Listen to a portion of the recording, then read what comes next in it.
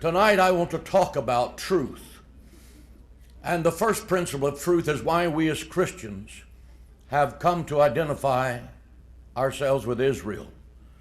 First of all, as the president of Israel Bonds has said here tonight, Israel is the only nation created by a sovereign act of God.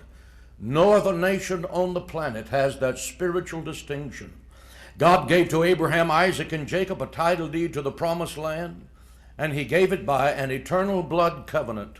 And that covenant is rock solid tonight and will be solid as long as time exists. That covenant cannot be amended by the United Nations. It cannot be amended by the U.S. State Department. It cannot be amended by the President of the United States, because it has been put in hand by the hand of God. God is the original owner of the land and gave the Jewish people a Bible mandate to live in the land and to possess the land always. Therefore, Israel is not required to give the Palestinians or anyone else 1 square inch of that land for peace. Not 1 inch. The land of Israel belongs to the Jewish people from the dawning of creation. And those who have just an average knowledge of world history know that the Palestinians have never owned the land. They have no historical claim to it whatsoever.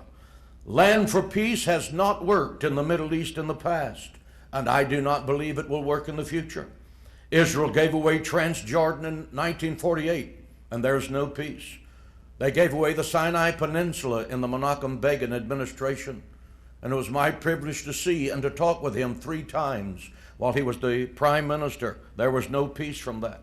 Now comes Yasser Arafat and his Hamas thugs saying this land is our land. It is not so.